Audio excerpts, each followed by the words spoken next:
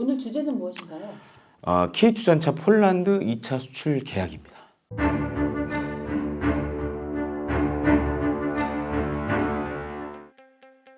핵심은 K2 전차죠. 그래서 지금 이제 우리가 22년도에 계약을 맺으면서 급한 거는 우리나라에서 만들어서 납품을 했어요. 지금도 조금씩 하고 있고. 근데 그 다음이 사실 제일 컸어요. 이게 제일 큰 거예요. 지금 이제 폴란드 현지 생산. 근데 이제 어떤 문제가 있었냐면 사실 이제 K2 전차를 만드는 현대 로템하고 폴란드 국영 이제 방산업체 PGZ하고는 작년에 이미 다 협의가 끝났어요. 근데 이 PGZ하고 폴란드 정부하고 협의하면서 이게 좀 문제가 생겼어요. 어떤 문제가 생겼냐면 면허 생산하게 되면 기본적으로 이 면허 생산 관련된 일종의 라이센스 피를 현대로템에 줘야 되고 현지 생산하는 K2 전차 가격을 결정하는 건 PGZ예요. 가격을 너무 높게 부르는 거예요. 그러니까 폴란드 정부 입장에서는 야, 두려운 직도 위반 가격이 있는데 이렇게 부르면 되냐. 이제 이런 문제들이 있어서 사실 차일피일 좀 미뤄진 부분도 있고 또 한 가지로는 이제 폴란드가 어떻게 보면 우리나라 무기를 많이 샀잖아요. 그러다 보니까 이제 폴란드 정부도 우리한테 요구를 한 게 한국도 그럼 좀 폴란드 무기를 좀 사줘라. 살 게 있어요? 있었죠. 우리가 이제 폴란드제 자폭 드론을 구매하기로 이제 들여오려고 하고 있는데 이제 그런 여러 가지 두 가지 문제가 이제 걸려 있다 보니까 좀 차일피일 미뤄졌죠. 최근에 들려온 소식은 빠르면 4월에 할 수도 있다라는 얘기가 나오고 있고, 그러니까 어느 정도 폴란드 정부하고 PGZ가 이제는 협의를 마친 것 같아요. 또 한 가지가 이제는 폴란드에 우리가 이제 무기를 수출할 때 우리나라에서 만들어서 이렇게 파는 거는 조금씩 이제 한계가 오고 있어요. 왜냐하면 EU가 지금 내놓는 정책이 뭐냐면 메이드 인 EU 정책을 좀 하려고 그래요. 이게 만약에 강화되면 지금 이제 메이드 인 코리아로 나가는 거는 아마 향후에 좀 어렵지 않을까. 그래서 그게 우리한테도 유리한 거예요? 지금 EU에서 나오는 안 중에 하나가 뭐냐면 폴란드 현지 생산 모델이 근데 이거는 이제 폴란드에서 만드니까 메이드 인 EU잖아요. 네. 근데 여기에 만약에 다른 나라가 들어와서 이제 두 나라가 발주하면 EU에서 어떤 걸 내놨냐면 지금 그럼 대출을 해줄게. 이거 산 금액을 대출로 이렇게 갚는 방식으로 하는 정책을 내놓으려고 그래요 지금.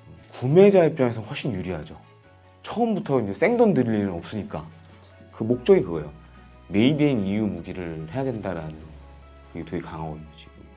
그러면 오히려 K2 전차를 굳이 한국에서 만드는 것보다 폴란드에서 만드는 게 오히려 더 효과적일 수 있는 거죠. 몇몇 이제 분들이 우려하는 게 폴란드에서 현지 생산하면 뭐 기술 유출되고 이러는 거 아니냐라고 얘기하시는데 우리가 제도적으로 이렇게 기술을 유출할 수도 없고 또 한 가지로는 우리 K2 전차는 3.5세대 전차입니다. 근데 폴란드는 3세대 전차 정도 만든 수준밖에 없어요. 그러니까 기술 수준이 그거밖에 안 돼. 그러니까 우리 치면 K1 전차 만드는 수준밖에 없어요. 현대로템 관계자분들 얘기하시는 게 폴란드는 죽었다 깨어나도 쟤네는 못 만든다. 물론 이제 나중에 생산하다 보면 이제 기술 습득을 해서 할 수도 있겠지만 쉽진 않다. 그리고 오히려 회사 입장에서도 K2 전차를 현지에서 만들려면 중요 구성품을 한국에서 보내줘야 되잖아요. 거기다가 플러스 알파 마진 더해서 팔면 되거든요. 그래서 오히려 그게 더 돈이 많이 남는다라고 하는 얘기도 있어요. 그런 측면에서는 오히려 이제는 유럽 시장 관련돼서 어쩌면 이제 방향이 현지 생산이 될 수밖에 없다. 지금 약간 그런 기로에 와 있다라고 좀 말씀드리고 싶어요. 네. 폴란드에서는 K2 전차에 굉장히 관심이 많아요. 그 어떤 의미를 가지고 있을까요? 이것도 사실 비하인드 스토리 중에 하나인데 2022년에 폴란드가 대규모 무기 구매를 했잖아요. 그거를 제일 먼저 안 회사가 현대로템이에요. 현대로템이 탱크도 만들지만 열차 이런 것도 하잖아요. 고속철도 만들고. 네. 그때 이제 소식을 들은 거예요. 그래서 빨리 하나 에어로스페이스하고 카이 알려줬어요. 폴란드가 대규모 무기 구매를 한다. 그런 굉장히 우리가 이제 폴란드 무기 구매에 핵심적인 역할을 한 회사 중에 하나예요. 나머지 두 기업은 현대로템이 되게 감사해야 되겠죠. 그래서 그 사장님들이 카이 사장님도 그렇고 그다음에 하나 에어로스페이스 대표도 그렇고 현대로템 사장님한테 밥을 한 번씩 거하게 쐈어. 반만으로 안 되고. 이거 반만으로 사이 안 되는데 밥을 한 번씩 거하게 쐈어. 지금 폴란드를 잘 보시면 그래서 이제 미국의 M1A2 계열 전차도 22년도에 이제 들여오기로 계약을 했고 지금 현지 생산까지 할 거고, 그다음에 이제 독일의 레오파르트 2 전차도 운용을 하고 있고, 그다음에 이제 K2 전차, 그다음에 과거 이제 소련제 T-72 개량한 전차들 이렇게 전차만 4종류를 운용하고 있어요. 근데 폴란드 입장에서는 그러니까 이제 여러 관계 때문에 그래요 이게. 미국과의 관계, 유사시에 이제 미군이 지원을 오니까 그러니까 이제 미국제 전차도 써야 되고, 독일도 올 수 있으니까 독일하고 이제 연합작전을 독일 전차 써야 되고, 그런 와중에 그럼 우리가 독자적인 전차도 있어야 되는데, 그래서 K2가 그 역할을 하는 거예요.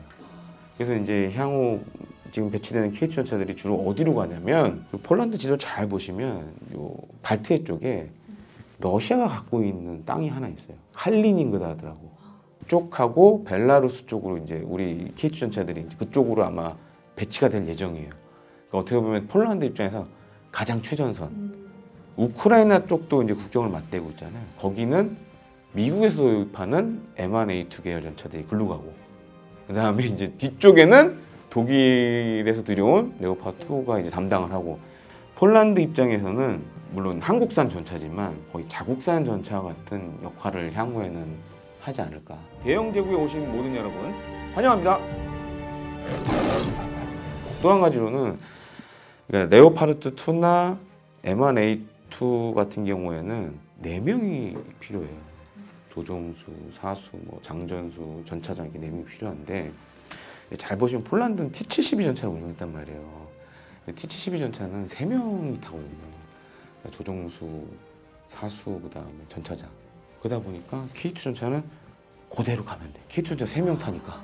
그러니까 기존 전차 운용하던 부대가 그대로 쓸 수 있다는 장점이 있기 때문에, 그런 것도 어떻게 보면 이제 우리 K2 전차가 강점으로 꼽히죠. 그래서 지금 이제 동유럽 국가들이 대부분 다 이제 구소련이 만든 T-72 전차를 개량해서 많이 쓰거든요. 근데 그런 나라들은 K2 전차가 대체하는 데 딱 맞는 거죠. 그래서 지금 그런 얘기도 있어요. 이제 슬로바키아가 지금 폴란드에 생산되는 K2 PL에 관심이 있다. 아까 이제 앞서 말씀드렸잖아요. 2개 국가가 사면 금융 지원 받을 수 있다고. 만약에 슬로바키아가 사게 되면, 제가 이제 업계 관계자한테 들은 얘기로는 최대 24조 정도 땡길 수 있다고 하더라고요. K9 자주포도 지금 루마니아에 생산 시설을 만들려고 그러거든요. 그럼 이제 루마니아나 혹은 다른 나라가 하나 더 붙으면 또 금융 지원 받을 수 있는 거죠. 유럽 시장에서 살아남으려면 이제는 이제 메이드 인 EU가 돼야 된다. 그러니까 이제 자동차도 잘 보시면 이제 유럽에도 우리 현대차 공장이 있고 뭐 미국에도 공장이 있고 있지 하잖아요. 향후 K 방산이 가야 될 방향이 아마 이제 그런 방향이 되지 않을까라고 좀 보여집니다. 그러니까 이제 많은 분들이 모르시는데, 올해가 이게 세계사에 있어서 굉장히 중요한 해예요. 제2차 세계대전이 종전된 지 80주년이 된 해예요, 올해가. 근데 지금 유럽은 제3차 세계대전의 공포에 휩싸였거든요. 지금 우크라이나전 다음은 또 유럽이 될 수 있다. 그러니까 이제 우리가 생각하는 거하고는 좀 상황이 많이 다르죠.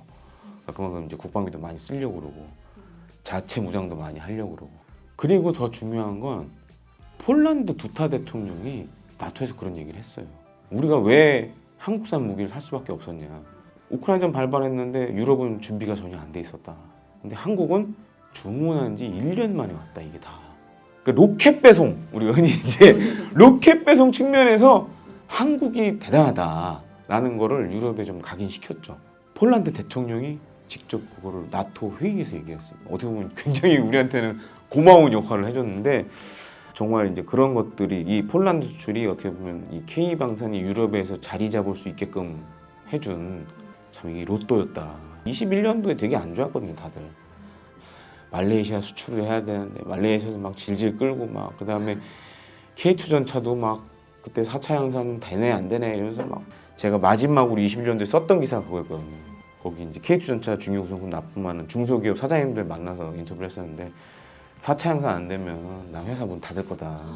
그런 얘기를 했었어요. 21년도 말에. 근데 22년도에 잭팟이 터진 거예요. 그래서 지금 그 사장님들이 돈을 긁고 있어요, 지금. 대박이 났어요, 완전히. 그래서 정말 어떻게 보면 우리가 K방산이 어떻게 보면 새로운 살 길을 마련해준. 폴란드는 은인이에요, 은인 정말. 폴란드 현지 행사는 K방산의 새로운 기회다. 여러분의 구독과 좋아요 그리고 알림 설정은 대한민국 국방에 큰 힘이 됩니다.